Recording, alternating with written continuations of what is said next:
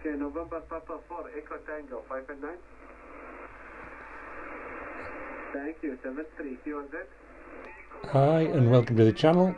Just listening to Jamal there in Oman, a lovely 5.9 plus 20 signal special event station, celebrating the 100th anniversary of the Amateur Radio Union.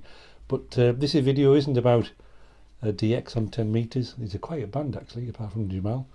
It's about this military Morse key that I acquired at the recent Ripon Rally. It says LMK Co 1940. A bit of googling says that it is actually a military Morse key from that era. It's got other writing on the top which you can hardly make out. It's a Group 1 number 2 WT 8 amp key. It's a weighty little number.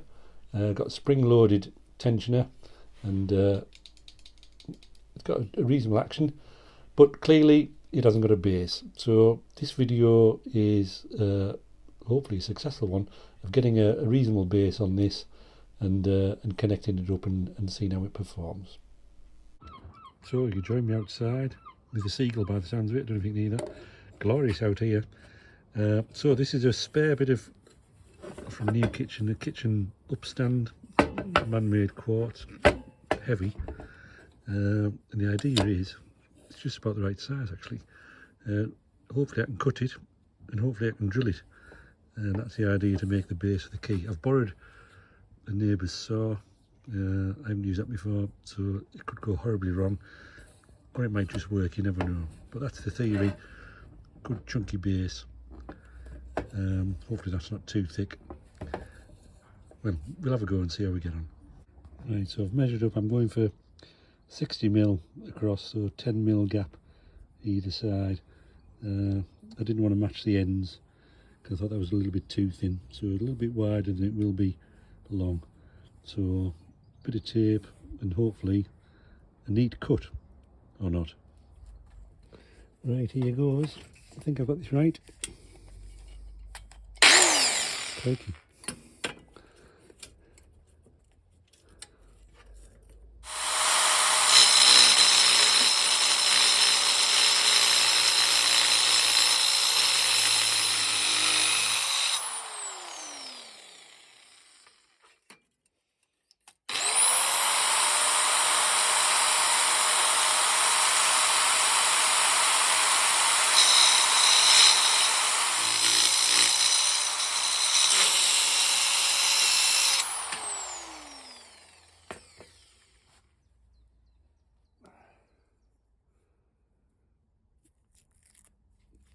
That worked, I think.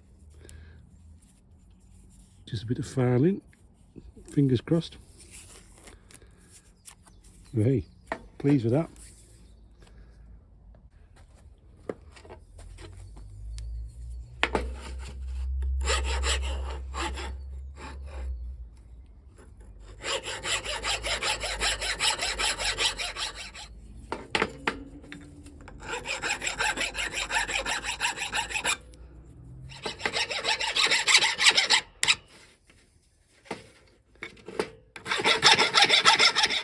Right, well, I'm happy with that. It's all filed up smooth. It just needs a wash to clean it up.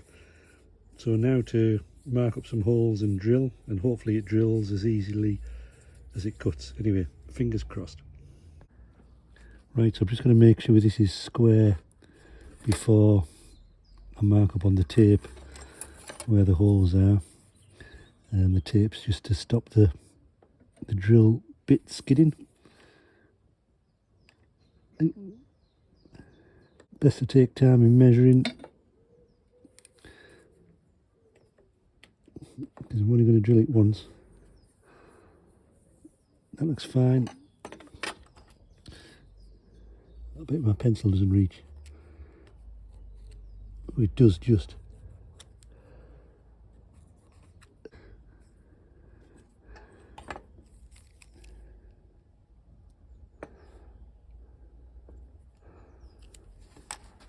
Right, drilling.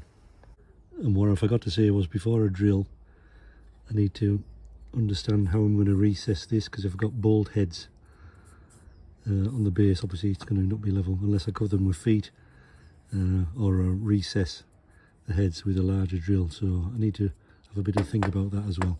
I could just stick the key down, but I think it'll look better, I think, with bolts in place. Right, 4mm drill. Here we go.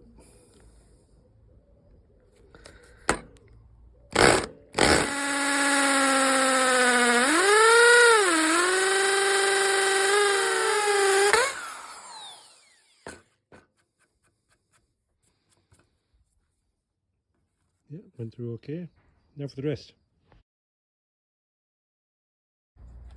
Right, so getting there. Needs cleaning up with some detergent. That'll come off. So not the bolt I'm going to use, but you get the idea. These are a bit too short actually.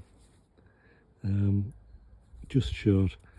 So I think if I make a recess in there with a big drill, there'll be room for some nuts. That's the theory anyway, and I can always cut a longer bolt short. But yeah, it's a nice weighty feel to it. Just needs adjusting. Yep, happy with that. Right, I think an 8mm drill. This is one of those bolts. I've just put a nut on the end. These might actually work, although a bit shiny. So I think 8mm might just provide a hole for that nut. We'll see anyway.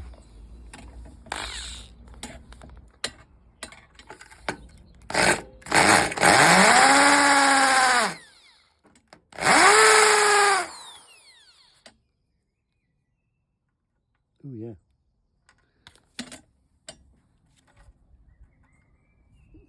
If you can see that well, that just sits in there, a treat.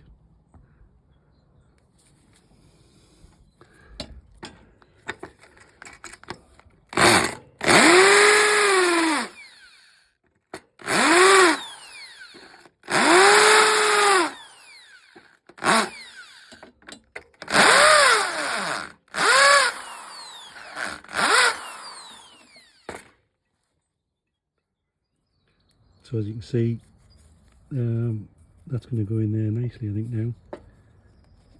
And I can choose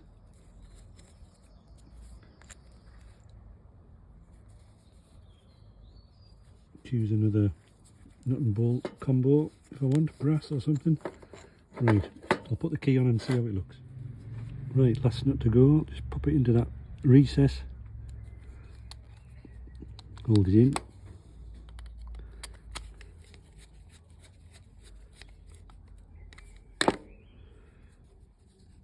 There we go.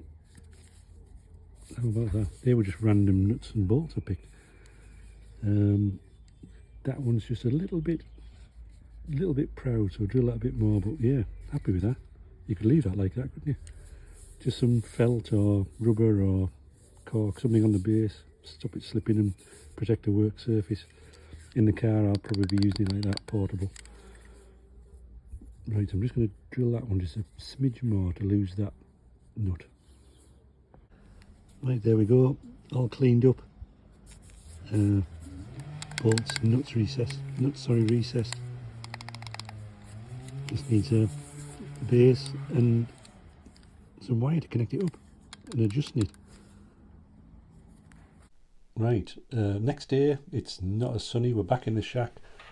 I've got a tip ring sleeve, a 3 connector 1/4" jack, and the key is going to be used on a Yaesu FTDX10, which requires a 3-pin jack, so that's handy. The key, being up and down key, just needs 2 connections. It would be a paddle that requires a 3. But I've got also, I'll show you here, some nice retro cord which I'm going to use on the key, but this is 3-core, so I might actually wire the plug up for 3 cores but only use 2 on the key, and then if I ever change this lead for a paddle, I know it's going to be connected up. Somehow I need to attach or brace the cable on here somehow, so I'll have to have a think about that. So I'm going to connect this as per Yaesu wiring, put a multimeter on this to see where the contacts are, and connect to these screw threads here, these terminals, and in theory that's about it if it all works, but some sort of cable bracing, maybe some strap that I have yet to find, So wish me luck. Right, so here we are some time later. It took a bit longer than I expected. I left the radio on 2 meters and I've been answering a few CQ calls in between soldering. So here's the jack plug, all 3 cores soldered, tested it with a multimeter, that's fine. So I'm using the tip and the sleeve to connect to the ESU. The 3rd core isn't used, so I've just taped that up, that's the ring. I don't know, that looks slightly rough edge on the camera. That's the edge I cut, my first ever cut with that tool, might be the last. It doesn't look that bad in real life and it feels smooth. I might try and sand it, we'll see. I've added some cork feet on the bottom, just some temporary ones I had. Nice and thin, not spongy so the key doesn't bounce, and it just stops it sliding around the desk, although I'll probably in the car hold it in my hand when I need it, which is what I intend to use this for. So to test, fortunately I just checked and the Yaesu 5000 pinout is the same as the FTDX10. So I plugged it in there. I'm not on braking, so not on transmit. Got the monitor up. That seems okay. And I can adjust these if I want for gap and tension. Yeah, happy with that.